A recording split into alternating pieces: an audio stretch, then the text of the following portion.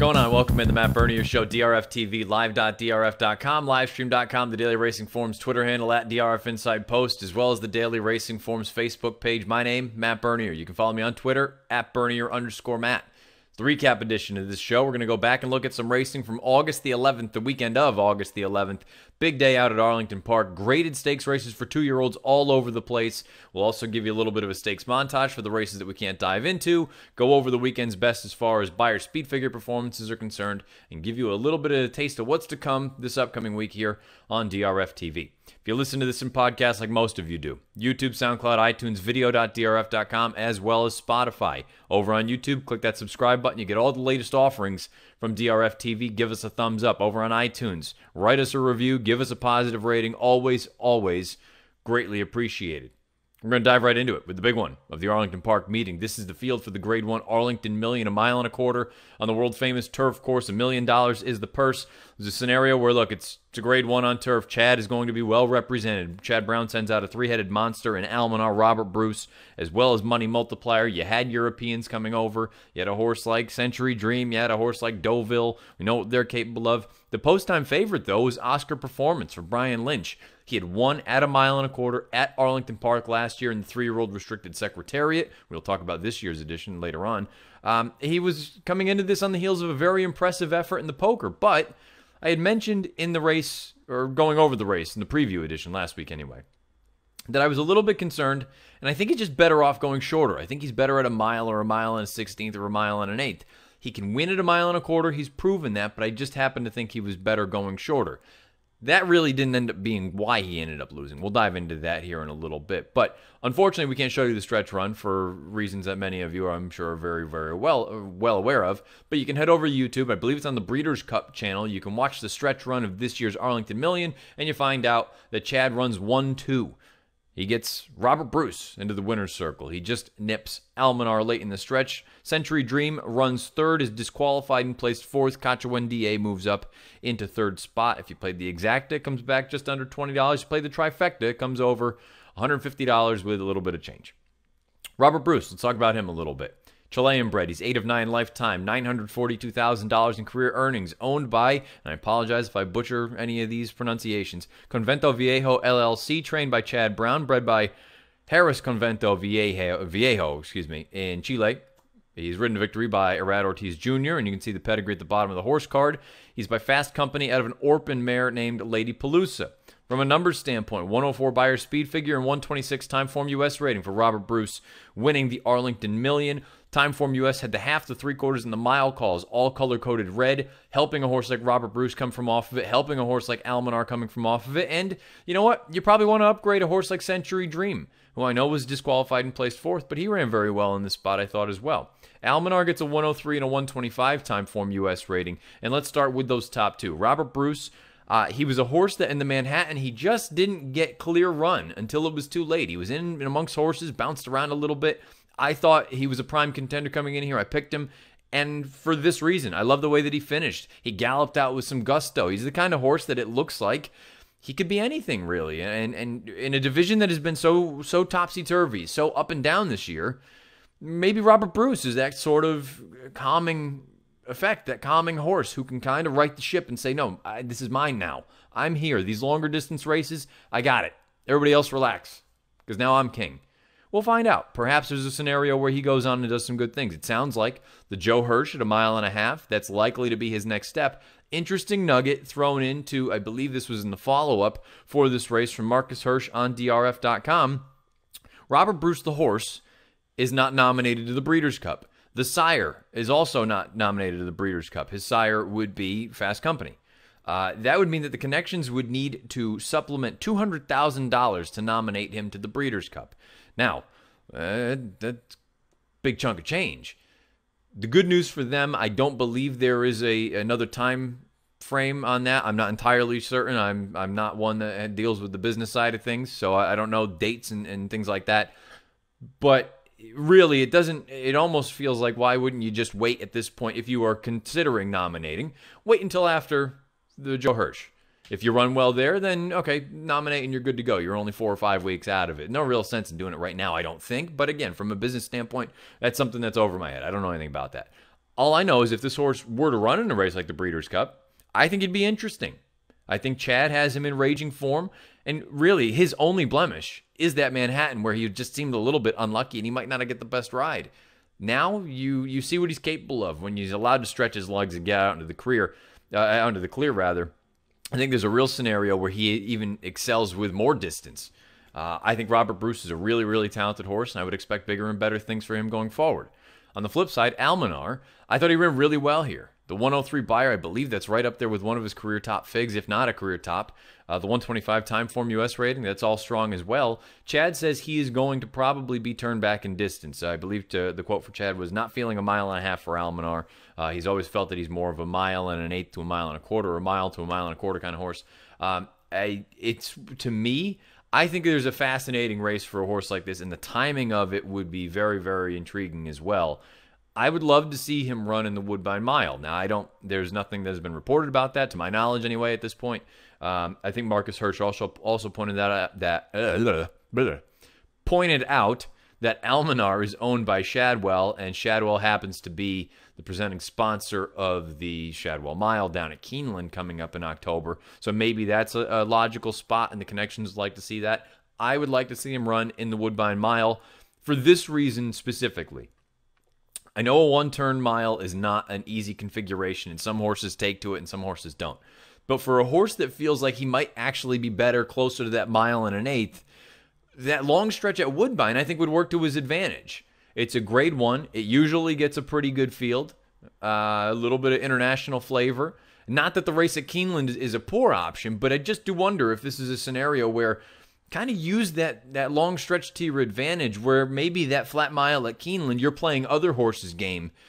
Up there at Woodbine, maybe that's something that you can take advantage of, having a little bit more stamina. And we know in those late stages of that stretch that just goes forever and a day, maybe that's an interesting spot for a horse like Almanar. That's what I would be looking at. It's pretty good. Lines up about a month from now.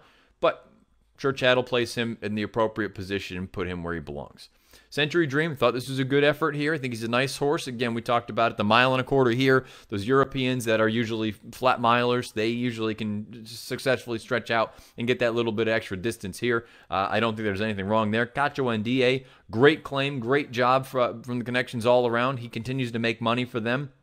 As far as the rest of the field is concerned, never been a big fan of Deauville, made clear of that. Money Multiplier, he doesn't feel like he's truly a grade 1 caliber runner, but at the end of the day, he's run really well in a number of different spots.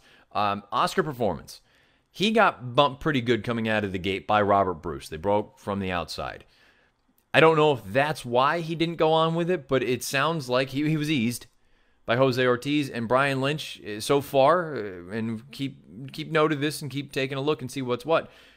Doesn't look like there's anything noticeably wrong, and nothing has popped up. I believe he is going to Rood and Riddle, and they're going to take a look and just go over him with a fine-tooth comb, but just kind of looks like there was a non-effort. So I'm not entirely sure what happened there, and I don't know the connections will ever find out. For one reason or another, Oscar Performance did not deliver his best. We know he is capable of much, much better on his best day.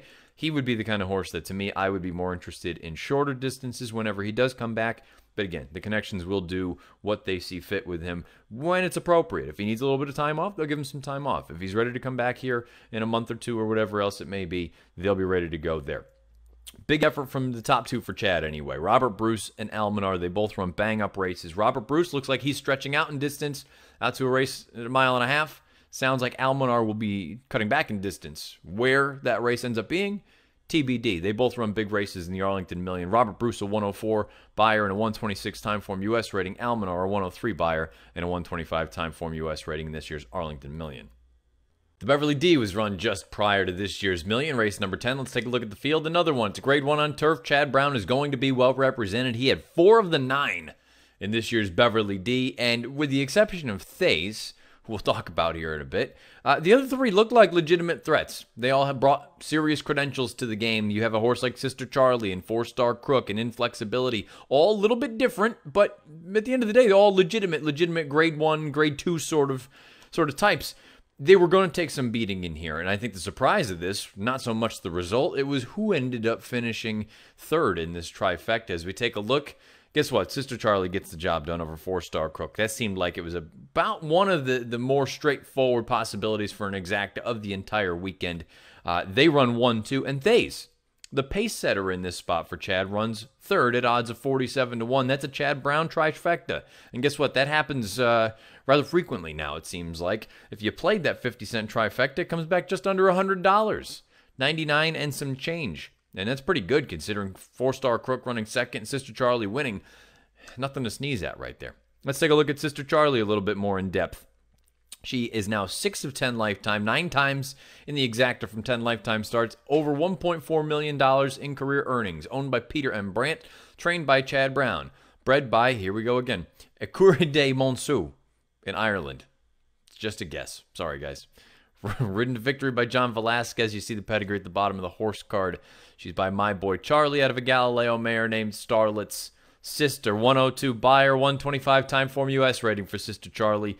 Four-Star Crook gets a 101 buyer and a 124 time form U.S. rating, both of those in the Beverly D. The next 3 finishers all earn 99 buyers and 120 time form U.S. ratings. The internal splits for time form U.S. The half, the 3/4, and the mile, all color-coded blue, meaning it was probably helping horses that were forwardly placed, a horse like Thays, and possibly hurting horses like Sister Charlie and Four-Star Crook. And when you look at the chart, that kind of bears out, but it just goes to show how good those top 2 really, really are, because your 3rd, 4th, and 5th place finishers, even 6th if you want to include Nialetti, they were 1, 2, 3, 4, 5, if you want to also include Athena, at the half mile, where then you had the 6th and 7th place finishers, Four-Star Crook and Sister Charlie. I think John Velasquez won the race going onto the backside when the pace wasn't materializing. Athena with Ryan Moore made that big brush up the backside.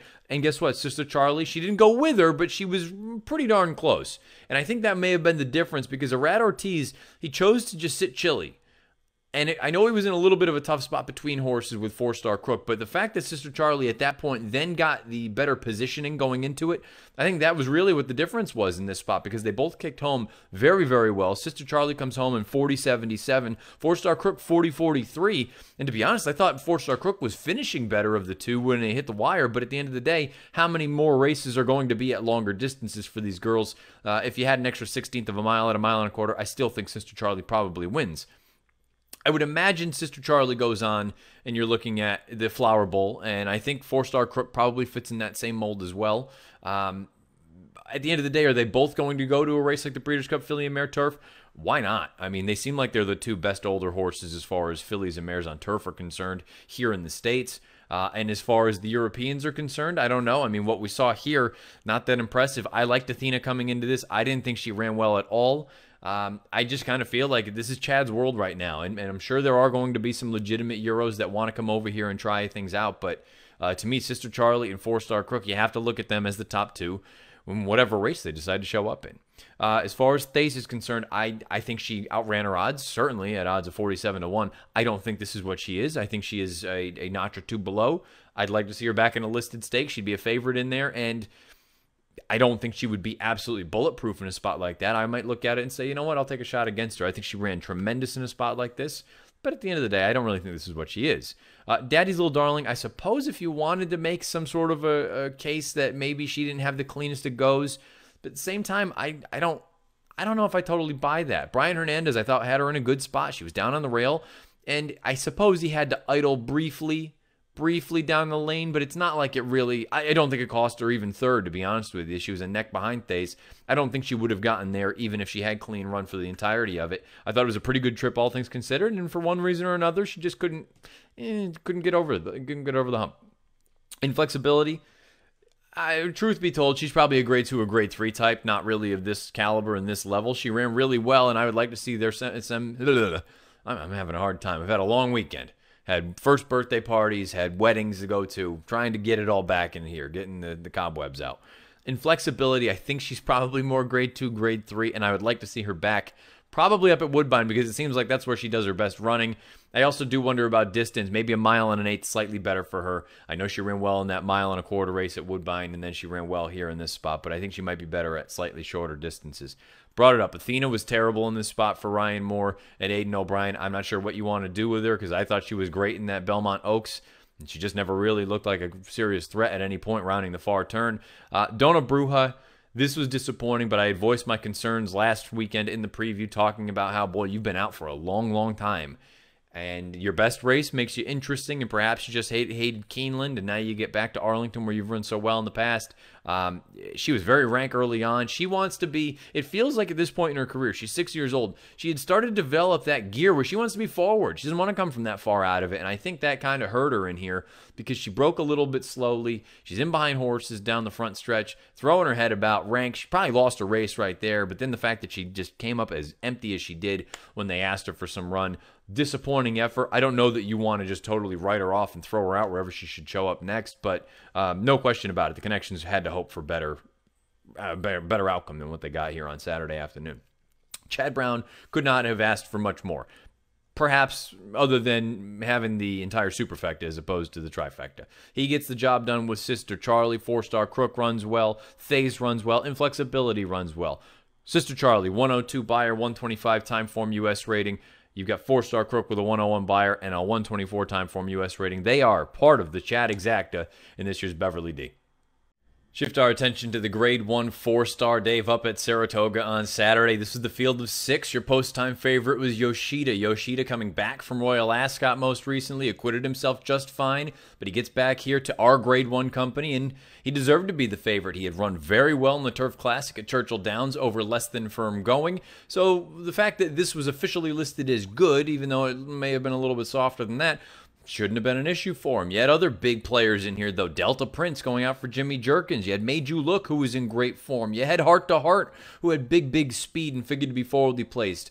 But you had arguably the horse with now the best speed early on and the now horse for Linda Rice and the Saratoga Lover and Voodoo Song. And guess what? Voodoo Song is now a Grade 1 winner. Here is Larry Colmes with the stretch run of this year's Fourstardave.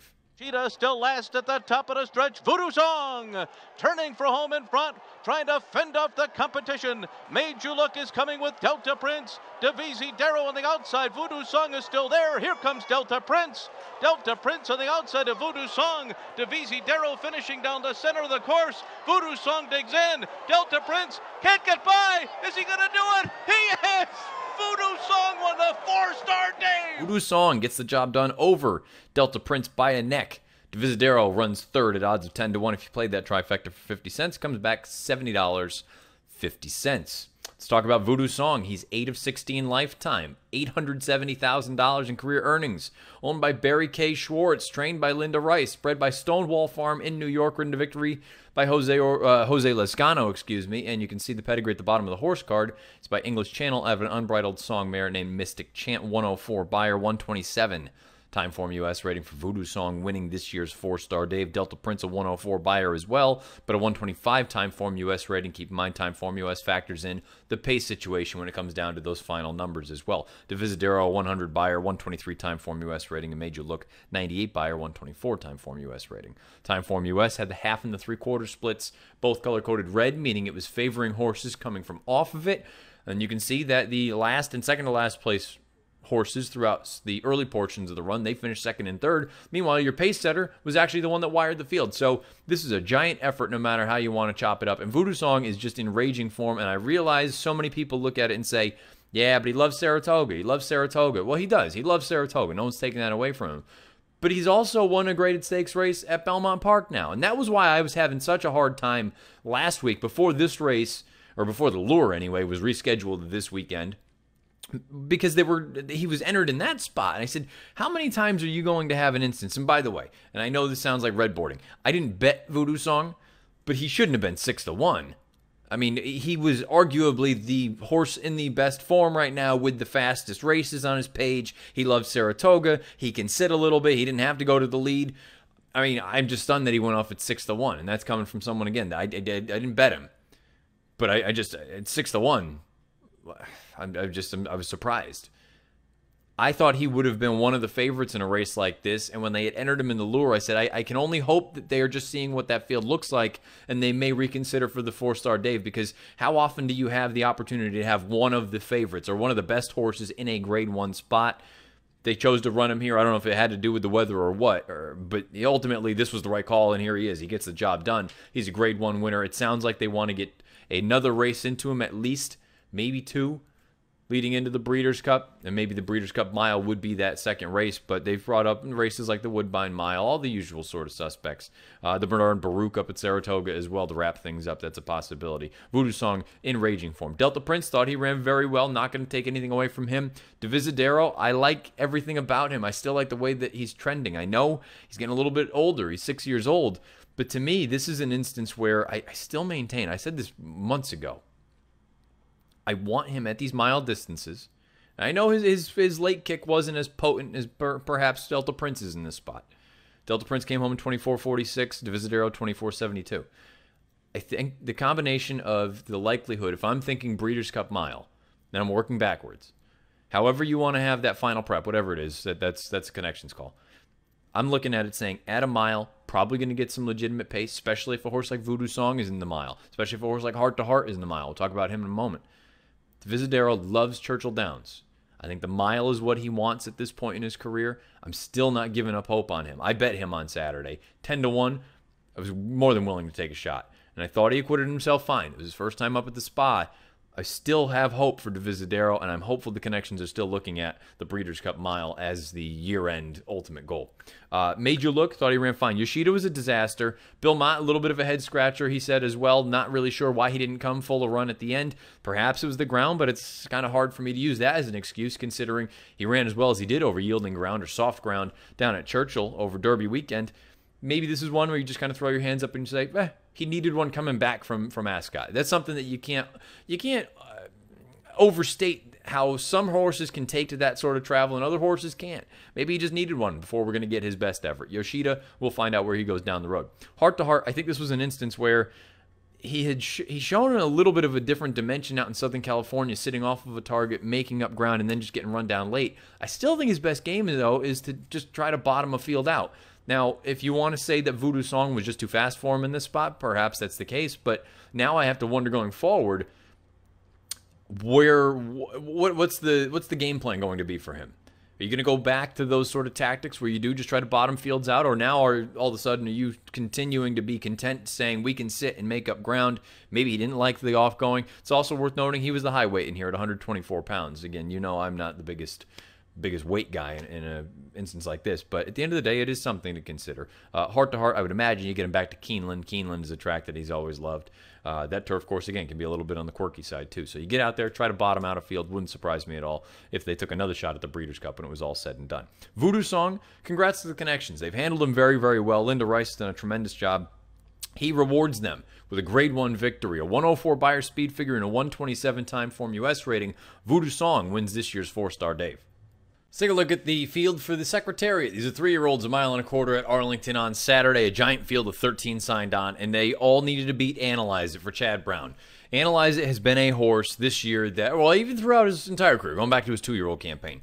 Very, very talented, usually right there at the wire. The question now has kind of been brought into focus, though. He's lost a Catholic Boy in each of his past 2 starts. And was it a combination of things? Was it a combination of Catholic Boy just simply being a better horse? Was it a combination of Analyze It, maybe losing a little bit of focus later on in those races? Did he necessarily want to go a mile and a quarter like they did in the Belmont Derby? Number of different things. But really, when you broke it down, he was strictly the horse to beat in this race. And he went off at odds of 4-5. Unfortunately, if you bet him at 4-5, you got run down again late as we take a look at the results. Carrick for Tom Morley. I believe this is the first Grade 1 for Tom Morley, so congratulations there. He gets the job done for Donegal and company with John Velasquez aboard. They win the Secretariat, overanalyze it by a neck, and in third, Bandua, one of the horses coming in from Europe with William Buick aboard. 4th place finisher is Platinum Warrior. I do believe it sounds like Bandua and Platinum Warrior are both staying here in the United States. All those details, X, Y, and Z, you can find most of that over on drf.com. Let's talk about Carrick. He's a 3-year-old. He's 3 of 4 lifetime, never been out of the money in those 4 lifetime starts. Over $300,000 in career earnings. Owned by Donegal Racing, trained by Tom Morley, bred by Patricia Pavlish in Kentucky, ridden to victory by Johnny V. And you can see the pedigree at the bottom of the horse card. He's by Giants Causeway out of a distorted humor mare named How Far to Heaven. 97 Beyer, 118 time form U.S. rating for Carrick, winning this year's Secretariat. Analyze It also earns a 118 time form U.S. rating, but the 96 Beyer. Time form U.S., half, 3/4, and mile splits, all color-coded red, meaning the fractions were fast. A little bit deceiving, though, because your 3rd, 4th, and 5th place runners basically at the half mile and throughout the middle portions of the run, they were the ones that comprised, not compromised. They were the ones that comprised your actual trifecta. So those two sort of pace setters early on, they were the ones that ultimately wilted. 3, 4, and 5, they're the ones that took up the running. And then your deep, deep closer, you had Platinum Warrior coming from the back of the pack. I thought it was a good effort from Carrick. I thought his effort at Delaware Park in the Kent was disappointing, to be frank. But look, he hadn't done anything wrong in those 2 races prior up in New York against older horses. And I know everybody makes a big deal that he debuted for 40,000 in a maiden race, but he faced older horses and he beat them. So this is a horse that's always hinted at some ability. I was disappointed in the Kent. That's why I didn't like him in here. But he came forward with a big effort. Got his final quarter in 24:17. Analyze It on the flip side came home in 24:47. The scenario where he runs in a race like the Hill Prince and then possibly the Hollywood Derby at the end of the year for Chad, but it does feel like Analyze It. In an instance like this, I can't sit here and criticize the horse because he ran a winning race. He's 2 3/4 lengths clear of the third place finisher, so it's not like he was a bum on Saturday. He just got beat. Those other races, at least, it made you concerned and unsure where he was stacking up when he was losing the way that he was losing to Catholic Boy. Analyze It, I think he acquitted himself nicely here. I think he just got beat by a better horse today. It's not as though he gave up the race. He just got run down. Those 3rd and 4th place finishers I made mention, Bandua and Platinum Warrior. It sounds like they're staying here in the States. I believe Platinum Warrior is going to California. I believe Bandua is going to stay in Kentucky. Possibly a race at Kentucky Downs for him.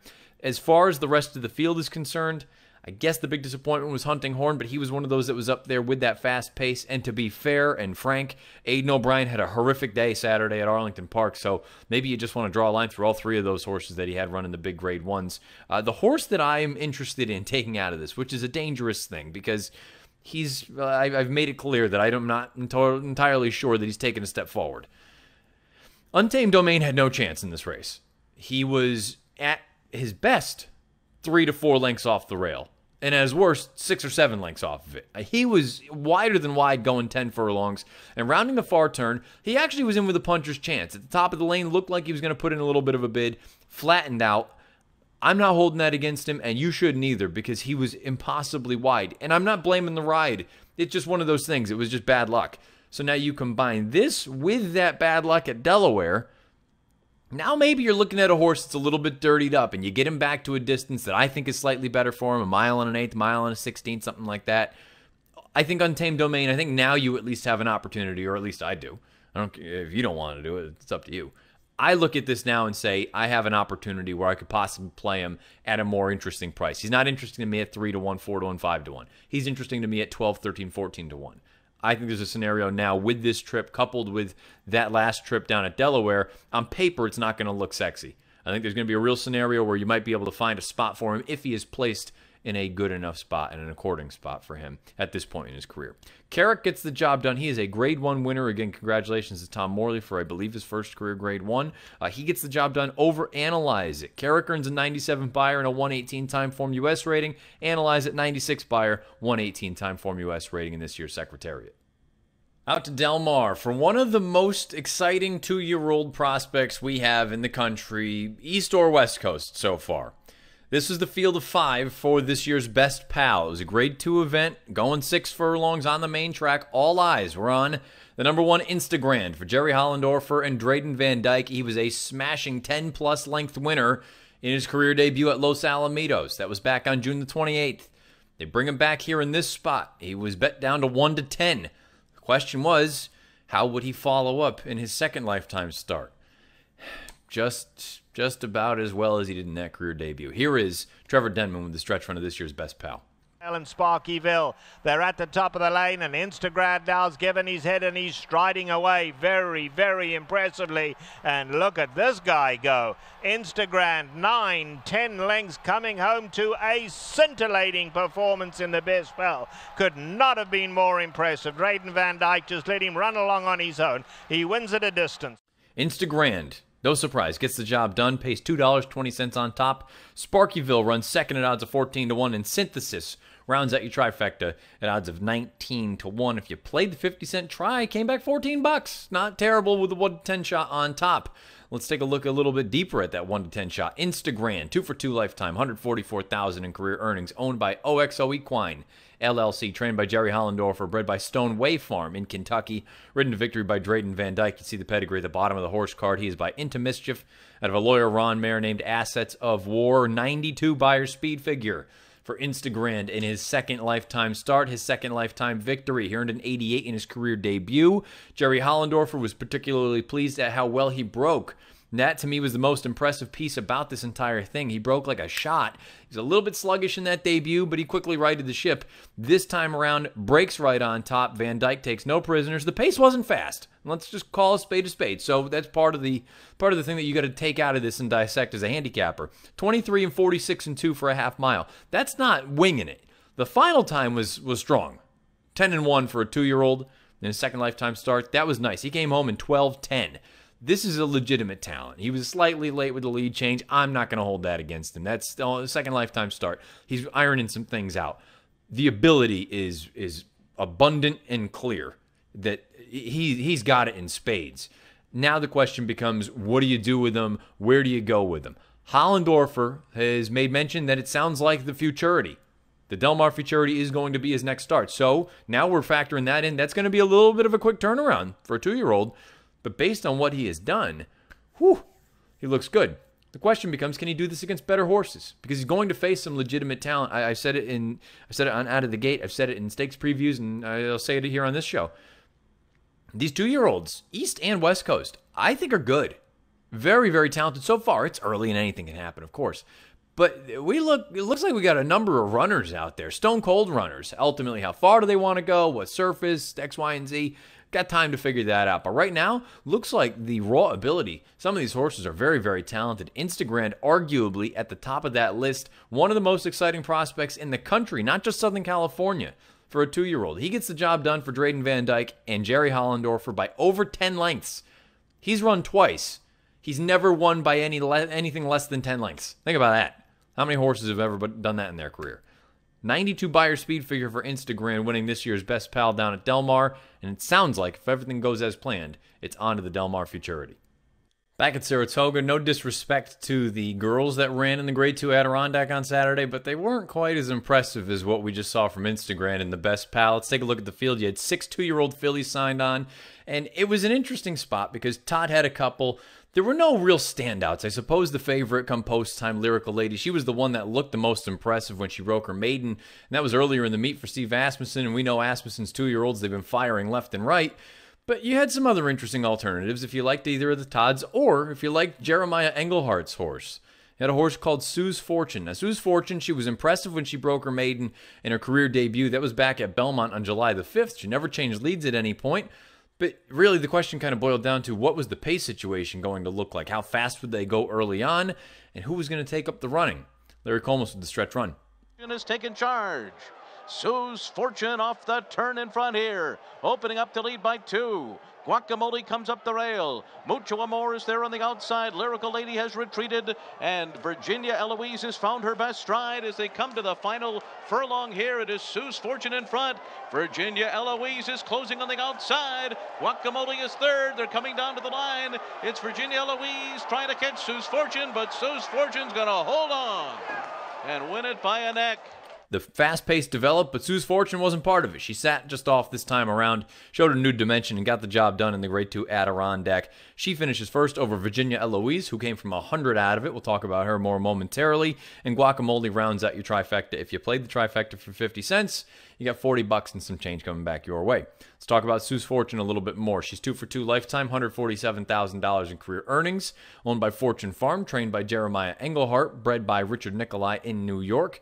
Ridden victory by Junior Alvarado, and you see the pedigree at the bottom of the horse card. She is by Jumpstart out of a Catanus mare named Democrat Taxes. Now we get into the kind of not so good looking things anyway. From a Beyer standpoint, 62 Beyer for Sue's Fortune, winning this Grade 2 Adirondack. 94-time Form US rating though, and I've brought it up before. You try to look at those parallels. One factors in pace a little bit more, or I shouldn't say a little bit more. It factors in pace, time Form US, as opposed to the Beyer, which is based on the final time. I think sometimes, though, for better or worse, they don't always match up. And I think you're going to have to wait and see as time goes on how these races come back. Is the buyer more accurate? Is the Timeform US rating more accurate? And keep in mind, too, that these things, they can get tweaked a little bit going afterward and going back and taking a look when you have more data. Timeform US, for what it's worth, the quarter and the half-mile splits, both color-coded red, meaning that the fractions were fast, and it should have been favoring horses coming from off of it and possibly compromising the ones that are out there setting the pace. That meaning that Lyrical Lady, the one that was out there cutting out the fractions 21 and 3, 45 and 2, she paid the price in a big, big way. But you also had another horse, Mucho Amor, who was very close to that pace. She finished up the track. Perhaps you want to give Sue's Fortune a little bit of credit for that. And that's probably part of the reason that it looked like she was ready to fall down coming down the lane. She came home in 34-22. She was very late with the lead change. I think it was just an instance where all these girls were exhausted. And you had a horse like Virginia Eloise coming from as far back as she did, and you heard Javier afterward talk about the fact that she didn't like the kickback, and the minute she still caught some of it, she was shutting it down. She didn't want to run. She eventually came back once she was in the clear, put in a little bit of a bid. It's so early, and so many of these horses are so lightly raced, but I really have a hard time imagining this is going to end up being a super productive race going forward. I think it is worth noting Sue's Fortune is a New York bred, so I'd imagine down the road that could possibly be where she makes her real hay. But at the end of the day, she's a graded stakes winner already, so she's worth her weight in gold. And I don't want it to sound like I'm just throwing shade on this group as a whole, but based on that stretch run and looking at some of the other pieces, it's just, I don't know that you're dealing with the best of the best. We just saw the Best Pal winner, Instagram. Seen some of these other girls that have thrown up some big buyers. So far, this group here, hard for me to get super excited about coming forward. Wherever they show up next, whether it's toward the end of the meeting and the race like the Spinaway, or they wait for the Frisette at Belmont Park, this looks like the kind of race that might not be the greatest. We'll find out what happens. Sue's Fortune, though, she's a graded stakes winner. She gets the job done in the Adirondack for Jeremiah Englehart. 62 buyer, 94 Timeform US rating. Last race we'll recap is one from Sunday up at Saratoga. 2-year-olds again. This is a Saratoga Special, 6.5 furlongs. Basically the male counterpart to the race we just spoke about with the Adirondack. Here was the field, only 4. Ton of scratches in this spot. But it boiled down to a couple different things. You had a horse in Call Paul who looked so professional and so nice, breaking his maiden in his debut down at Delaware Park. That was back on July the 5th for Jason Service. Would he be able to handle a hiking class? Would he be able to handle a ship out of town? And he's been based at Monmouth Park, but he's been all over the place. Would he be able to handle really the bright lights of Saratoga? You had Tight 10, who was another horse going out for Steve Asmussen. Asmussen, as we've made mention, the 2-year-olds, they're just firing, every one of them. This really was no different. This horse ran very, very well as well. And on top of it, you got 2 Todds in here. So a 4-horse field may not be a giant one, but you had some intriguing ways that you could have gone. Ultimately, you got a very, very nice stretch battle, and maybe you got a couple of promising 2-year-olds. Larry Colmus with the stretch run of the Special. Turning for home in front. On the outside, Tight 10, spin off, swings off the rail, tries to run down the top 2 who are stride for stride, and bumped briefly there with 1 furlong to run. It is Tight 10 and Call Paul. Call Paul, Tight 10, spin off is 3rd. Call Paul digs in. Tight 10 tries to get by, but Call Paul's got something left. And Call Paul's gonna win the Saratoga Special. Tight 10 was 2nd, spin off was 3rd. Call Paul gets the job done over Tight 10. They are your first and second choices. When it was all said and done, Call Paul at odds of 4-5, Tight 10 at odds of 7-5, and then you've got Spinoff followed by Mead. Spinoff the longer, the 2 Todds at odds of 7-1 to round things out. The exacta for a buck comes back $3.25. Let's talk about Call Paul. He's 2 for 2 lifetime, over $135,000 in career earnings. Owned by Dub Simon Bethlehem Stables LLC in Iram. Trained by Jason Service. Bred by Beatrice Patterson and Vicky Show in Pennsylvania, ridden to victory by Irad Ortiz Jr., and you see the pedigree at the bottom of the horse card. He is by Frisian Fire out of a forestry mare named Avani Force. 82 buyer for Call Paul winning this race. Tight 10 earns an 80 buyer speed figure. They come home in 30.57 and 30.66 respectively. Really, this was, to me, there was a lot that went into this because you see the way that the race was setting up. 22 and 2, 45 and 4. There was other speed early on, so Jason Service said after the race that they had been teaching this horse in the morning to sit off of a horse in the event, the likely event, that at some day you're not going to be out on the front end. You got to learn to sit off of horses and make a move. Well, with the scratches, that kind of went out the window, and Irad Ortiz took the initiative. He went down on the inside, and it was probably the right move in the grand scheme of things. Short field, why try to sort of make it more difficult than it needs to be? If you're on arguably the best horse, go on with it. I like the fact that he and Tight 10, down the lane, they turn for home, they get into a pitch battle, and they bounce off of each other multiple times, and neither of them really wilted. They both kept going on with it. That, to me, is a sign of the two horses mentally. Sure, they're still figuring some things out, but they're not afraid to get into it and have to overcome a little bit of adversity. There are a number of horses, and I'm not just saying 2-year-olds, but even older horses, that when things get a little bit tight or there's a little bit of contact, they'll pack it in. These two horses, they've already proven that that's not the case. And as 2-year-olds, that to me elevates them a little bit more. The interesting thing with Call Paul looks like a big, big, thick horse. And you see the pedigree. I don't know how far ultimately he wants to go, but there's no reason to think that a mile is not going to be within his range. And it's interesting to hear Jason Service has already said the hopeful, we're not doing that. We're going to wait for the Champagne, try to follow a path very similar to the one they had last year with Firenze Fire, who ultimately went on to win that Grade 1 Champagne at Belmont Park. Tight 10, Steve Asmussen said, very talented horse. He's still a little bit baby as far as the mind is concerned. And the quote, I have to find the quote because it's tremendous. The quote from Steve Asmussen talking about some of these horses. Where is it? I got to find it. I got it over here because it made me laugh. And I think it's 100% accurate. Steve Asmussen, when talking about this horse, Tight 10, he's a quality horse with a lot of talent. He got beat by a very talented horse, but he's young mentally and stuff. He'll get a lot better. We can lose his mind if we want to teach him a lesson. Teach a Tappet a lesson, you don't win much. I think that's very, very accurate. And this is coming from a guy that has had about as much success with the Tappets as anyone, Steve Asmussen. It just made me laugh because we all know the Tappets are complete head cases. So I think those top two are both very talented. And I think Spinoff, he put in a little bit of a bid for Pletcher as well. So this might not be a giant field, but from a speed figure standpoint, it came back respectable. No Time Form US ratings out just yet, but I think these are horses that you might be hearing some more things from. They may not be the Instagrams or those, real top of the level ones just yet, but they're probably at the head of that second notch. And the good news is with these 2-year-olds, they can improve so quickly from start 1 to start 2, 2 to 3, 3 to 4, change in distance, change in surface, tactics, you name it.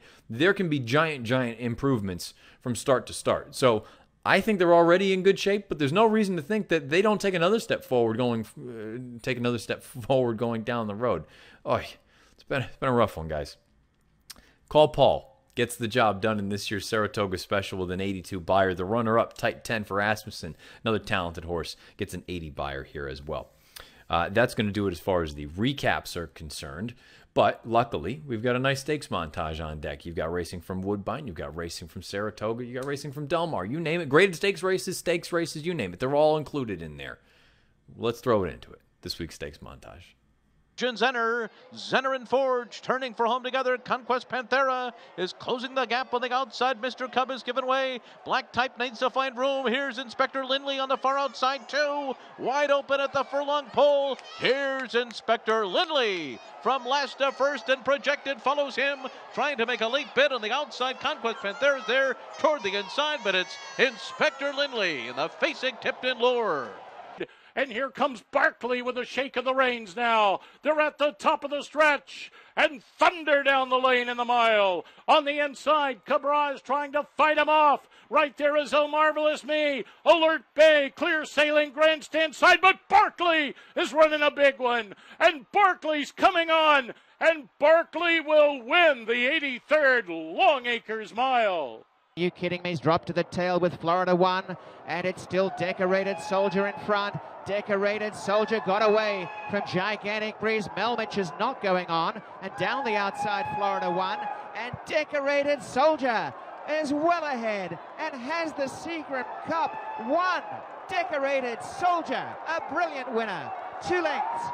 Second, close. Florida 1 and a head bob with Gigantic Breeze. Then are you head of the lane in the groupie doll? It's Miss, the leading lady, still there. Pinch hit under a full out stiff drive down the center of the track. Here comes Champagne Problems, who's gobbling up ground and getting rolling late. Just outside a 16th of a mile to go. Sense of Bravery bracing for the challenge of Champagne Problems, but she goes right on by. Champagne Problems drawing away to win the Grade 3 groupie doll by 4 open lengths. Valley's not making headway. They're at the top of the lane now, and Uvetzi goes on. Uvetzi starts to inch away from Anonymity as they come to the 16th pole, and it's Uvetzi widening now, opens up 2.5 with a 16th to go. Big performance by Uvetzi in the Rancho Rancho Bernardo. Uvetzi and Tyler Bays win it well. Anonymity was second. Sky Diamond's third, and Deer Valley finished fourth. Tricky Escape's going to be taken on here by Moms on Strike. Moms on Strike is working hard on the outside of Tricky Escape, who's battling her with a furlong to run. Tricky Escape says, I'm not done yet. Moms on Strike's not a go winner, and they're coming down to the line. Chris DiCarlo and Tricky Escape pull it off in a Facek Tipton way. There you have it, this week's stakes montage on the Matt Bernier Show, the recap edition. And as we always do, let's roll it right in to the weekend's best as far as Beyer speed figure performances are concerned. We've got 2-year-olds, 3-year-olds, older horses, turf, dirt, doesn't matter. Got it all covered for you. 2-year-old males on the dirt. You just saw Instagram. 92 Beyer in the best pal. He looks like he could be something serious for Jerry Hollendorf. 2-year-old filly. Feedback, an 85 Beyer in a maiden special weight race up at Saratoga. 2-year-old male on turf. Rajka? Something like that. Apologies to the connections. 59 Beyer in a maiden special weight event at Delmar. 2-year-old fillies on the turf. Trailblazer, a 66 in a maiden special down at Monmouth Park. 3-year-old males on the dirt. Mr. Jägermeister, 99 in a stakes race up at Canterbury. 3-year-old fillies on the dirt. Sense of Bravery, an 88 in the Groupie Doll against older horses down at Ellis Park. 3-year-old male on turf. Carrick, we saw him victorious, or we talked about him anyway, in the Secretariat at Arlington Park. 3-year-old fillies on turf. Nioletta, she was up the track against the older girls in the Beverly D, but still a 98 Beyer at Arlington. That's nothing to sneeze at. A good effort from her. Older male on dirt. Pattern recognition, a 99 Beyer, and the non-winners of 2 other than. A lot of non-nons in there. 99 and a non-2 other than at Saratoga. Older female on dirt, excuse me. I'm all over the place. Champagne Problems, 95 Beyer in the Groupie Doll, getting the job done there with Calvin Burrell aboard in the Ellis Park race. Older males on turf, a 3-way tie. Voodoo Song and Delta Prince, they both earned their 104s in the Fourstardave. Robert Bruce, a 104 in the Arlington Million. And the older fillies on turf, there is one. Sister Charlie. She gets it with a 102 in this year's Beverly D at Arlington Park. There they are, the weekend's best as far as Beyer speed figures are concerned on the Matt Bernier Show. Apologies if this has been a little bit of a topsy-turvy one. I'm just trying to get back into the swing of things. Speaking of the swing of things, let's take a look and see what is on deck for this week on DRF TV. You've got all sorts of good things going on. Obviously, you'll have DRF Bets races of the day, stakes previews galore. You name it, it'll be out there. Big weekend of racing down where the turf meets the surf, down at Old Delmar. You're going to have the Pacific Classic coming up, as well as some other big graded stakes races. We'll have all that covered for you. I'm sure the boys on the DRF Players podcast will have that covered as well. Peter Thomas, Fornatale, and Jonathan Kinchin, and we'll have all that covered and then some on the latest edition of Out of the Gate. That'll be coming up at the end of the week. I will be back with the preview edition of the Matt Bernier Show on Friday. If you've been listening to this live on Tuesday, live.drf.com, livestream.com, Daily Racing Forms Twitter handle at DRF Inside Post, or the Daily Racing Forms Facebook page. Thank you for doing so. If you listen, podcast, YouTube, SoundCloud, iTunes, video.drf.com, as well as Spotify. If you're over on YouTube, click that subscribe button, give us a thumbs up. iTunes, write us a little review, give us a positive rating. Greatly appreciated. Questions, comments, concerns. 2 ways to handle that. Fire away at me on Twitter at Bernier_Matt, or below the video player on the YouTube channel. Again, apologies if I was a little rusty this time around. Just trying to shake the cobwebs out. Be ready to go and be better on Friday with the preview edition. We'll have all sorts of great racing covered and talk about some other hot topics coming up. So without further ado, best of luck for the rest of the week. Wherever you're playing, whatever you're playing, however you're playing. Talk again soon. This has been the Matt Bernier Show.